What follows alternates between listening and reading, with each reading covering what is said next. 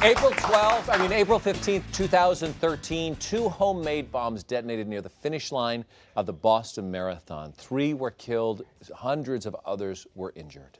Take a look.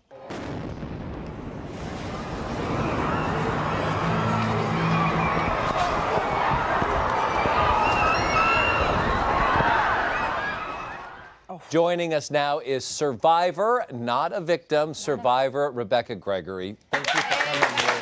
Thank you for taking your life back.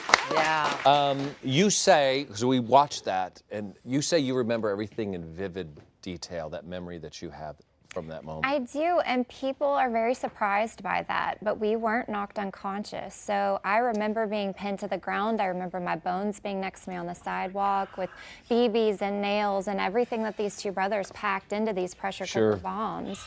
And my, scariest moment was my 5-year-old son was with me that day. And we've identified you. This is you here. Yes. Right.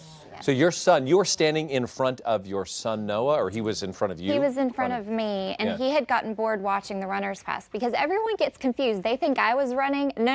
I was on the sidelines eating chocolate-covered pretzels, wondering why anybody would run 26.2 miles. But he had gotten bored, and so I told him to sit down on my feet with his back against my shins, and that's where he was when the bomb went off 3 feet behind us. And when the bomb did go off and you were blown back, Yes. and you were laying there on the sidewalk, on the cement, and it was complete chaos and mayhem, as you can see. Yes. You were there in excruciating pain and bleeding, but all you could think about was, where was your son, as any mom would do? Absolutely. I just wanted to know if he was okay. And I remember saying a prayer in my head. I said, God, if this is it, take me, but let me know that Noah's okay. And I shouldn't have been able to hear my little boy because my eardrums were blown out by the blast, but I could hear him screaming, Mommy, Mommy, Mommy. And I located him right behind me, and I tried to grab onto him. My thinking was if I could just reach him and embrace him, but then my hand, all the bones were sticking out, my skin was peeled back to my wrist, and my hand was completely degloved, and that was the minute I said, I'm gonna die right here on the street.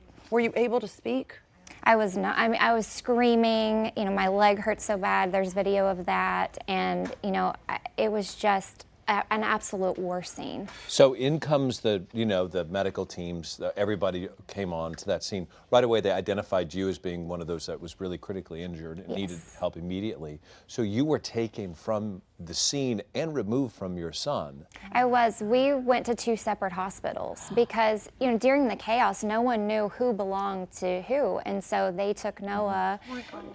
That picture still makes me tear up, but at least, I knew that he was going to be okay because I had seen him out of my peripheral vision. But he must have been so scared. Yes. Yeah.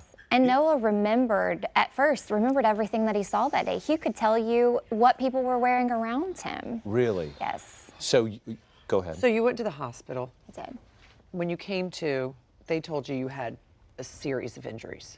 They did. They said, the good news is you're alive. The bad news is there's a lot of damage. And I ended up going through 65 surgeries to try to repair damage from the bomb. Both my right leg, my left leg, and my left hand were the most critical injured. But these pieces of shrapnel just tore through everyone's bodies that were on the street that day. And it took a long time. You were unconscious, I guess, at some point. You're in the hospital, whether you came out of a procedure or not, but you come to. Yes. And who's standing next to your bed? My mom was standing there, and I had never even been to Boston, and I couldn't figure out how she had gotten to Boston because we lived in Texas, but I was so glad to have her there, and I had tubes down my throat, and I was trying to, figure out a way to speak to her, and she handed me a piece of paper, and with my undamaged right hand, I wrote, God is not finished with me yet. Angels were all around us. And she was able to tell you then where Noah was. Yes, and she said he had been taken to a different hospital in the confusion, but that he was getting out soon and he would come to visit me. Wow. So you go through all of this, my goodness. I mean, you are a survivor. Yeah, you really are. You really are. I'm blessed. I was 3 feet away and I'm here to tell you about it. So my life is good.